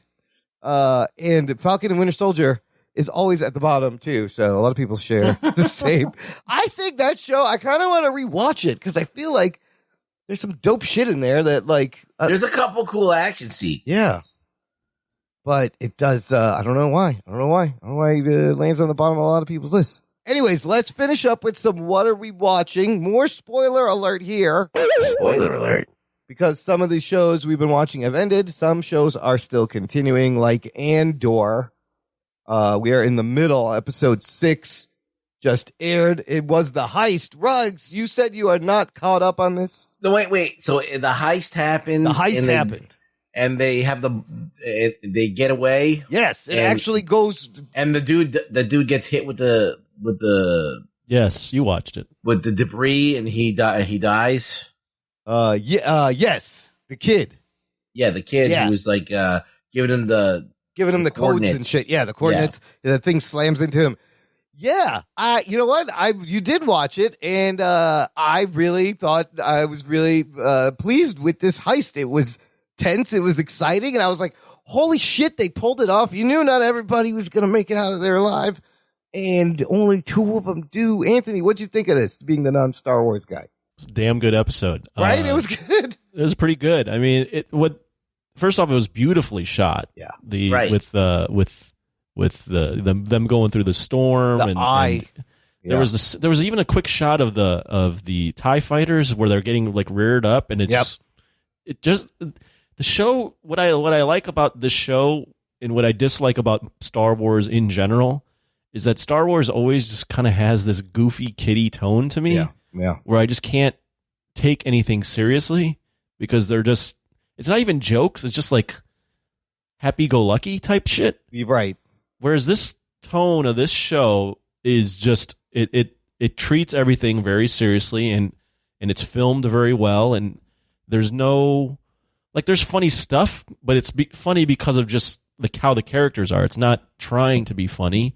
It's trying to tell a story. And Ruggs, you mentioned this when we reviewed the first episode, but we actually see the Empire being kind of shitty. Like that guy's being super fucking racist about those guys. Yeah, the guy with the beard that dies of a heart attack. You know, he's talking about how the Dahanis have basically no mental capacity to do anything. I mean, it's like they're actually doing real shit, and you go, okay, why? That's exactly why I would hate the Empire. And for the first time, they actually hit people when they shoot. Yeah. Like people are getting shot. People are getting killed. I mean, surprising deaths. It makes out you of feel nowhere. like, hey, these bad guys can actually fuck shit up. I mean, I verbally said, "Oh shit!" when after the heist was done, and he's talking to that dude, who, by the way, is in The Bear. He's great in The Bear, and the guy's like, "How about me and you just leave? We'll split the credits." And he instantly just shoots him dead. I was like, "Oh fuck! Holy shit!" Okay. Well, just a bunch of. I mean, a lot of those characters, we probably knew they weren't going to live, but. You know, the guy with the stash, he dies, and the kid dies, and I mean he dies in a way where when the shit smashes him, I literally went, oh fuck, yes, the way it's just it's not filmed in a way that's cheesy. Everything is this is Star Wars, so at the end of the day, it's fantasy, but everything's filmed real. Like it feels real. You see that alien with 4 arms that kind of looks like Maz Kanata working on him, but it doesn't like take you out of it, right? It's still very grounded. I love how the plan almost goes perfectly, except they start to hear them and everything gets fucked up, and it's just it was thrilling. Like even the plan stuff where the girl who's been in charge of the whole thing, when she's supposed to kind of execute the plan, she freezes and stuff. Like it all feels real. Like it feels like war. Yep, it is. There's stakes. I'm pleasantly surprised. I didn't think they had that in them, and especially for a show that. I mean, I don't like Star Wars, but who the fuck wanted an Andor show? Right. Nobody.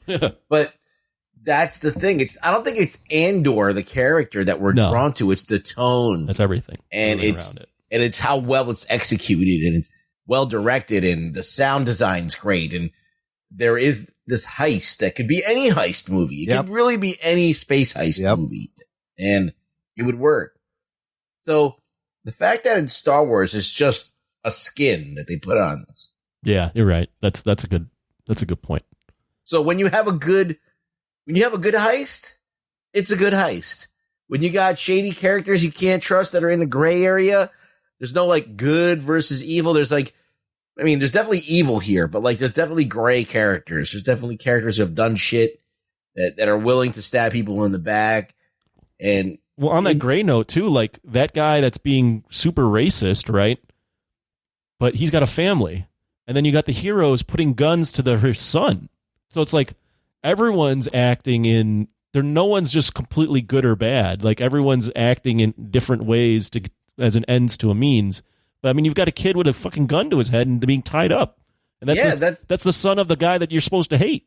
Yeah. Yeah. And I love how she was like, look, we get what we want or we all die. It's simple as that. She put it in like, the fucking them flying through the space rocks. Oh, that was amazing. Was great. I was sad that the former stormtrooper guy died, but then at the end he shoots the guy, and there's 2 of them left.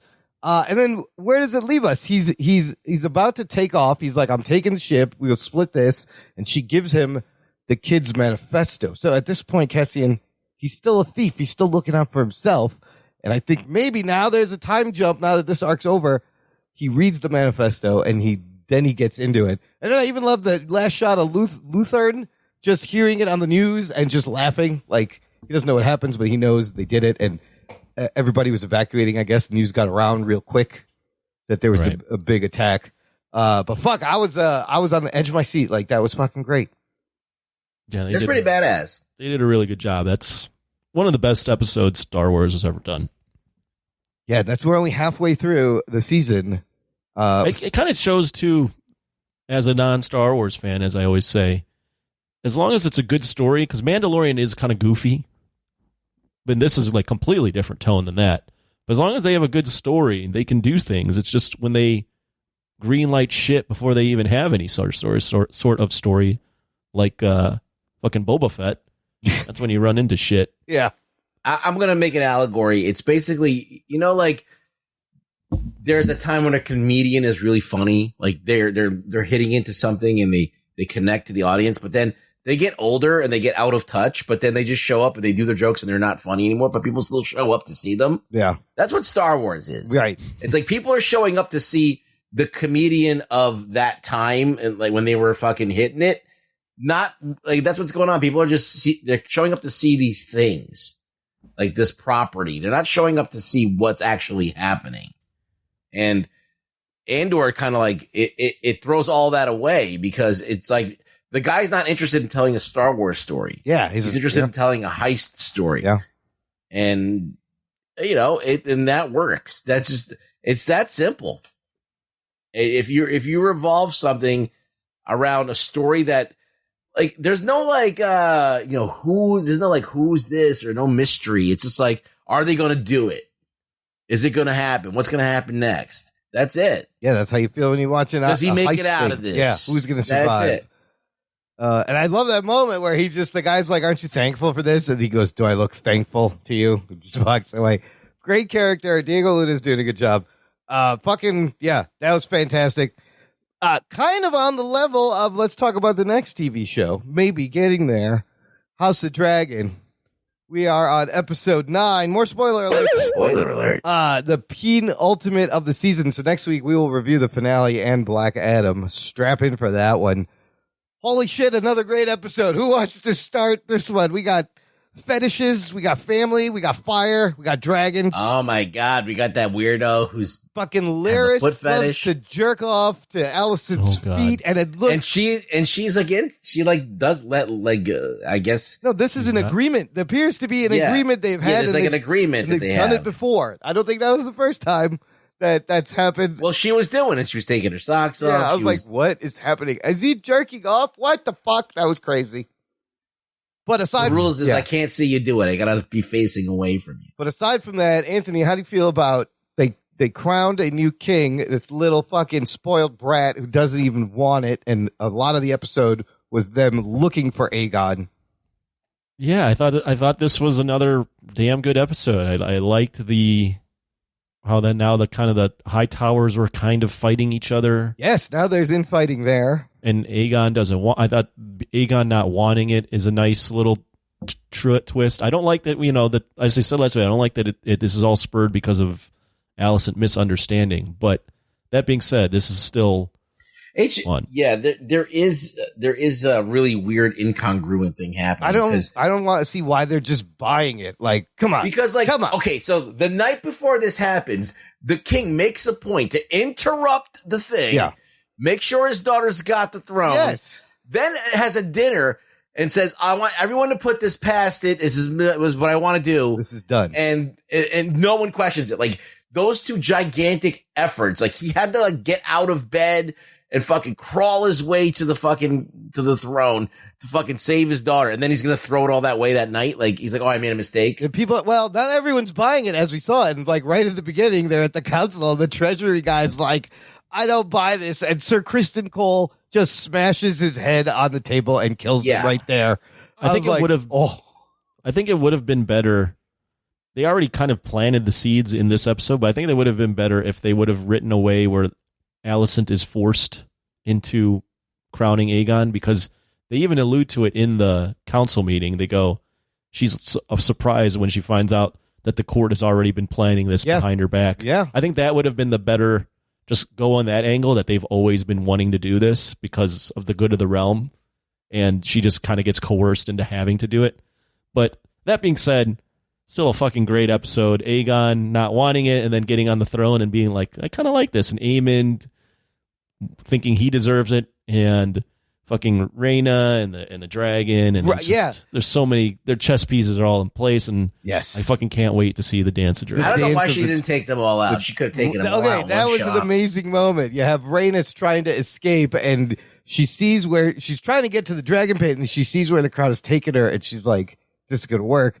And I forgot. I didn't even. I thought it was when the dragon busted in. I thought it was going to be either Daemon or Rhaenyra going, what the shit is happening here? Because you don't see them. They're fucked off the Dragonstone. They don't even know that Viserys died, that any of this is happening.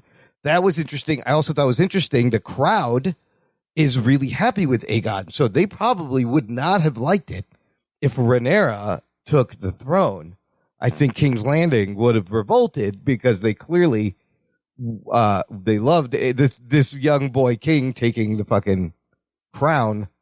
Well, and but there's the things where, like, the Sir Eric both see where Aegon's been hanging out. Yeah. And they see that he's been hanging in a freaking dark fight pit with children, and he's been bastard children, leaving them there, and they're just like, there's no way this guy can run. There's a child fight club that he is watching, has a spawn in there, spawning kids in there, yeah, to fucking fight. And they're like, how old are they? They're like probably 10. They shave down their teeth and make them grow their nails to be more effective. I was like, what the fuck? So, and then you had White Worm. What is that accent that she has? I don't know. It's like it's wrong. It's not right. She's from I think that's her real accent. She's from, no, it's not. She's from Essos. She's from a different part of Westeros. Anyway, she's harboring Aegon and then gives him up for the fake promise that he's going to do something about the Fight Club, which he's not going to do shit. But that was all interesting.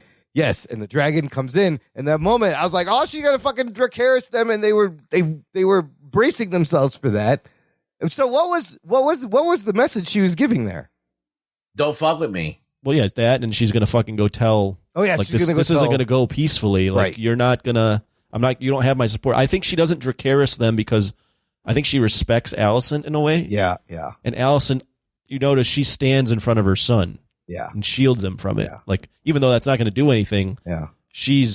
even though she's kind of powerless, but also has a lot of power, she's still willing to take the bullet for her son. Well, like this is the thing with what's her name, Rhaenys. Rhaenys, yeah. Rhaenys Valerian. She got passed over. Yep. To be a ruler. Yeah. And she knows that's just the way shit is, but she sees a glimmer because the king has declared, Rhaenyra to be the queen or the king or whatever you want to call it. That, okay, so maybe I wasn't able to do it, but sometime at some point a woman is going to lead. And that's what she really wants. See, I see it a little differently. I don't think that's completely, I think that's potentially right. I see it as just she is so bound by, if she's bound by tradition. So if they say it's right, then, so if Viserys said that Rhaenyra is the next queen, then even if she disagrees with it, that's who the next queen is. Or if that could be true too. Or if That's remember her husband when she makes the appeal that it's not our blood, but if her husband was like, I disagree, it's all that matters is the name. She's like, well, it's not our blood, but that's what he says. I have to follow that. So I think she's a woman of tradition. Yeah. Yes. Yeah. I think that's, and not like tradition in that a woman can't be there. A tradition in that whatever the line of succession is the line of succession. Well, and she tries to get Alicent to think about sitting on the throne too. She's like, "Haven't you ever thought?" I do love the fact that Alicent, like, she thinks she's in control, but she's still trapped between all these men, kind of using her and having to do what they tell her. Between her father, her husband, her son. She's still really a pawn and has no complete agency. I'm Team Alicent. Are just you? by herself? I don't like By her herself. team with her. No, because like now they're fighting. But I want to be on. I'm on the other side as far as like who I'm rooting for. But I still like Team Alice. I still like Alicent. I'm fucking Team Daemon and Rhaenyra because I was waiting for them to bust in, going, "Hold on, what the fuck is going on here?" So Rhaenyra is going to tell them, Rhaenys is going to tell them, and they're not going to be happy. Well, the writers have set it up so that you're rooting for those two. Okay. See, in the books, Alicent's like supposed to be the pretty one, and Rhaenyra was supposed to be like, she was pretty at one point, but now that she's cranking out kids, she gets fatter and fatter. And interesting. It starts to show her age. So there's like a kind of there's kind of that thing going on between them, and it's just weird. So like, the people don't like Rhaenyra. Like everybody's like, "I'll get this fucking bitch out of here." Yeah, nobody likes her. Like nobody wants her. She doesn't like reflect well. So they went out of their way to also make her physically unappealing, so that the King's Land, the people would be like, not even hot. Well, yeah, I think that all of that stuff plays a part. Who's the fairest and blah blah blah. Alicent has the hotter feet, that's for sure. Yeah, we know that much. But no, I even love when Aemon was like, he doesn't say it. He's about to say, "I should be king," and he's just pissed at his little fucking shit. He's such a little shit, Aegon. All right, so let's do odds. Rhaenyra getting the throne. What do you got? Oh, that's not happening. No, not gonna happen. Imran.